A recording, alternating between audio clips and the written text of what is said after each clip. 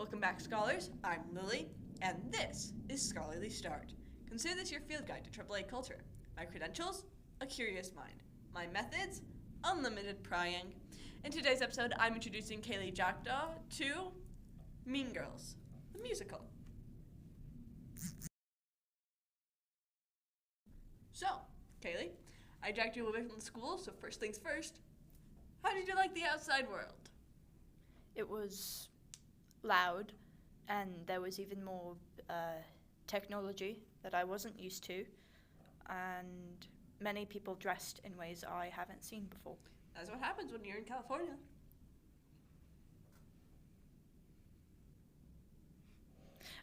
The musical was interesting. Yes, the musical, the topic of today's episode. I'm not sure if all of you know, but one of the surrounding high schools was performing Mean Girls, the musical, and I love Mean Girls. She loves Mean Girls quite a bit.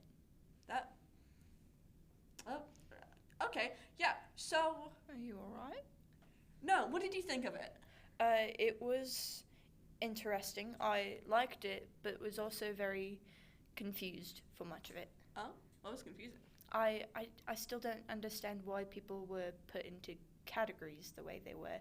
Why the mathletes were shunned, or why Regina and the art girl hated each other. So you don't understand the plot. I sort of Cool. do. I know that Regina held power for some reason, seeming manipulative, and Katie took her place, then tried to do better. But I feel like I missed a lot of the pressure. Right, so first off, cliques. Cliques are the little groups that you saw, and really they start out as people who become friends because of similar interests or something of that sort for really protection, because it's felt that when you're part of a group, you're harder to make fun of. Why not just make actual friends? Because a lot of times the path to making friends starts out and the sort of, we have similar interests before eventually evolving into something more. So then what's the difference between a group of friends and a clique? Cliques don't like letting new people in, while friend groups will. Odd. Now the mathletes were disliked because, well, mainly because people don't like math and tend to make fun of people who do because people tend to just suck in general. I don't like football. I don't make fun of people who play football. Be nicer. You are also not the kind of person that would become Regina George. Do we have cliques in Acantha's Academy of the Arcane? When would you stop? You're like actually gonna make me vomit. Call it AAA. I swear. Renner? Look at this idiot. DS. I'm going to call the Academy by its full name instead of using its initials. You? How the heck? How did you know that? We've been over this. Well, stop it. That's gross. Be right back. I'm gonna go cry. I agree. So, are there cliques in Acantha's Academy of the Arcane? Stop. Just stop, answer the stop. question. Just use the initials. No! Yes! You only have so much time. Don't derail us over this. No, using the school's full name is gross, and it makes it harder for yourself if you compete in any outer world competitions. Which I don't, and plenty of students still use its proper name. I'll drag you to one eventually. No, thank you.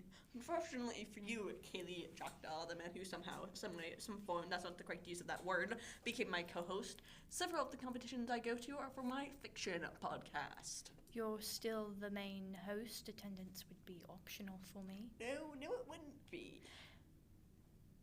Ezra said that this podcast is only available to the school. Caley, tell me, and be truthful, how reliable is Ezra really as a source? You're derailing the episode. Someone just doesn't want to admit that Ezra isn't reliable, especially when it comes to telling you things, Mr. I haven't listened to the podcast because my roommate refuses to show me how. Ezra is very reliable. Sure. Ezra, I know you're listening. Just know I will not ever trust you with my secrets. Are there cliques in the academy? Kind of. There are some, but it's nowhere near as bad as the musical makes it seem. The musical, like many other pieces of fiction, needs to be extreme in order to have a plot. I suppose that makes sense. Right. So what do you know of sexuality? How do you mean? Like labels, gay, straight, bi, you know. I'm confused. So nothing. Right. Okay. Labels. Labels, they describe the kind of people you like.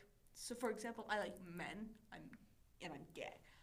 The reason Regina and the art kid hated each other is because Regina spread a rumor that the art kid was a lesbian, which meant that she was into women, which made people, specifically girls, distrust her because they thought she was into them, which isn't how it works even if she was a lesbian.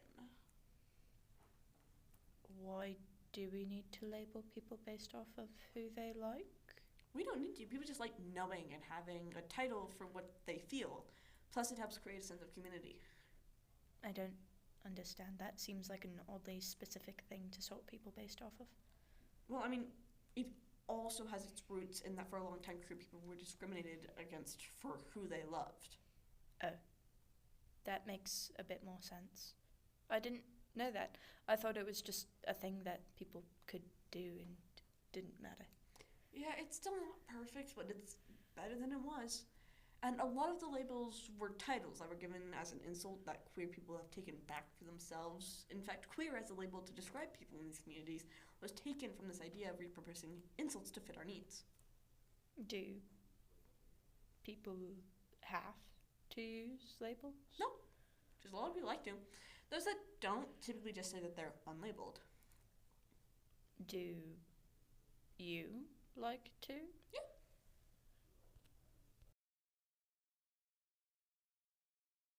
And that's another case closed. If you enjoyed, drop a rating on today's episode, comment your thoughts and suggestions, share with your fellow scholars, and prepare for our next interview.